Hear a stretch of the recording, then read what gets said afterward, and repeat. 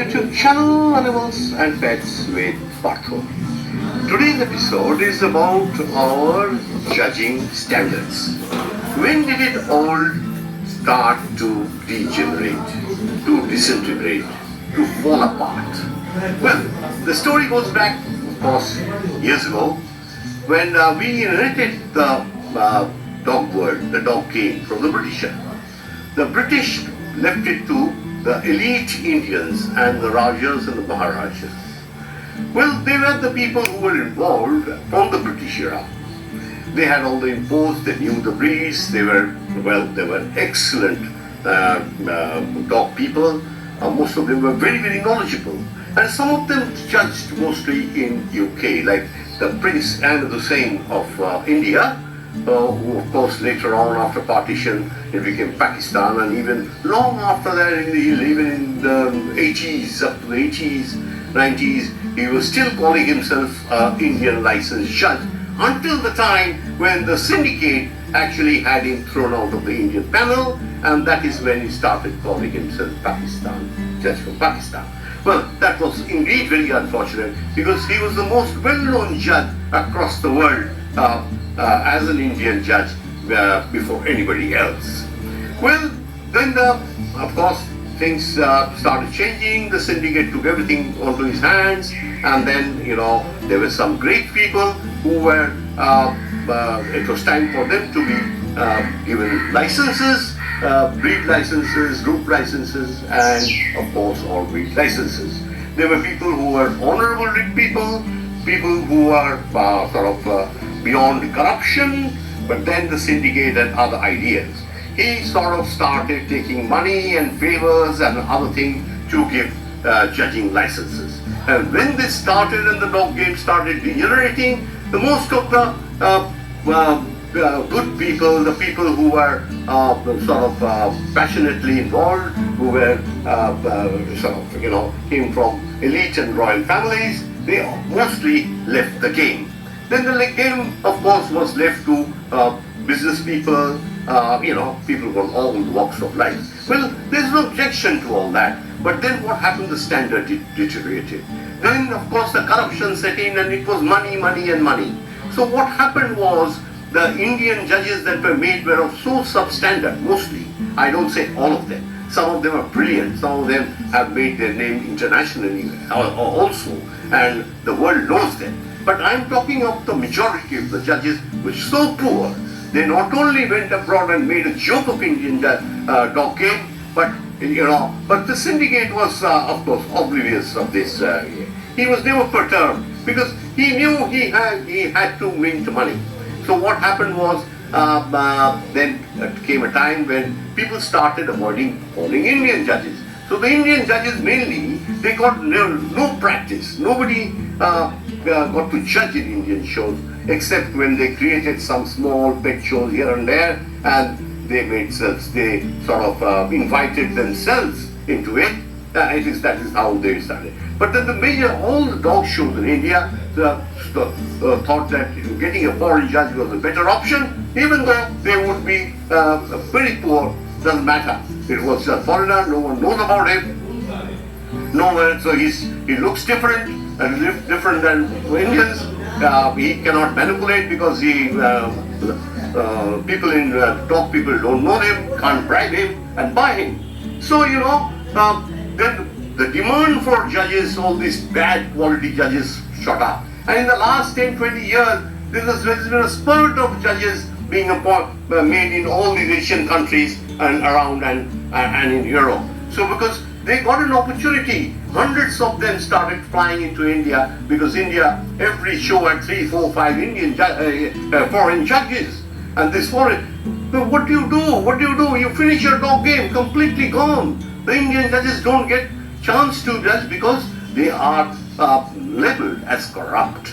Then, of course, it's extremely sad. Till the time it was in the hand of Major Goldsmith, and then it was passed on to Mrs. Goldsmith, who ran it until the early 80s. I became a member in 1981 when I went to Kannur. It was run by Baba Matthews, who was called Baba Matthews, but actually Thomas Matthews, an extremely knowledgeable man who was with Mrs. Goldsmith till her last days, and he helped her run the kennel club in a very, very sort of organized and disciplined manner. And there was really class people who were attracted to this fancy because of these gorgeous people. Then of course Maharaja Jagdish Singh of Baria, and people like Ajay Bose, Mr. R.P. Mehta, they're all honorable people. But then they were thrown out of the game, sort of rejected. Then of course we had the great Nawab Nazir Jalanti, who passed away a few years back. He was extremely, extremely knowledgeable man, but we never got to use him to allow him to bequeath his great knowledge of dogs to the other Indians. He was such a knowledgeable man. He could talk hours on dogs and hours on. I have spent days and days after days just listening to him. He was such he was encyclopedia of knowledge about dogs, animals, and other things. He was a very, very passionately involved in this dog world.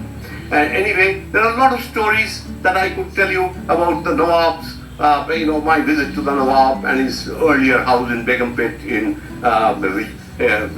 Hyderabad, which of course the Vilayat Manzil. You could see, of course, at that time the house was not in the greatest of shape, but you could see the glory that place at one time held. But later on, of course, that was sold and is now a billionaires club. And the Nawab moved on to an apartment. He was aging and he wanted.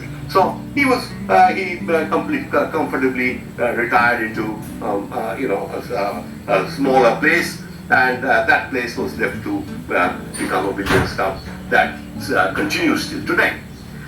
Well, now you see every show is having foreign judges, and where does this Indian judges come in? Only at certain shows who can't afford these foreign judges, because they may not get such sponsors who will sponsor them, because through the foreign judges, these sponsors, these clubs and the stooges of the syndicate can make a lot of money. But then, for the smaller shows, of course, who can't afford these foreign judges, the initial investment, they call in the Indian judges. Then the Indian judges also gets a chance to make some money. He has his own contacts and he starts earning. So all in all, the dog game has become such a crowded place, this Indian dog game. It needs to be revamped. First of all, we have to get rid of this syndicate. We have made him pay back to the club a lot of money, maybe in the tune of 40-50 lakhs. But there's lots of money still to be paid and still to be paid, because he has really swindled this dog game over the years. Now with these words and this, if you look at shows, you have only foreign names. And most of these, of course, some of them are brilliant judges. Few do come, but then, they are, there's nothing else they can do, because they can only judge from what is presented to them. Mostly all the good dogs are all chased out. There are only few entries, and the best ones who have the best, and the people who are sponsoring the show, they have the best handlers, even foreign handlers, lady handlers, all from this nearby European countries, because the syndicate has an arrangement with an European company which actually supplies them with all these judges for who get a free holiday and paid holiday and all shopping money and all that sort of thing. In exchange, they of course put up dog. It's a nexus, so we have to break this nexus. The dog game in India must rise to the occasion, and we will of course get things right in time to come, because all things have to end. So all these bad things will come to an end, and the sun will shine on the horizon. Will shine on the dog game again, and we will, of course, achieve the glory, get back the glory that we have lost. Thank you and bye-bye. We will see you soon, and all these foreign judges should not be a disillusion to you. They are mostly rubbish judges. Only a few are good. They are quickly made judges because they got to get all this travel and holidays, So all this suit and tie and all that. Under that, of course, is poor knowledge. Thank you and bye-bye.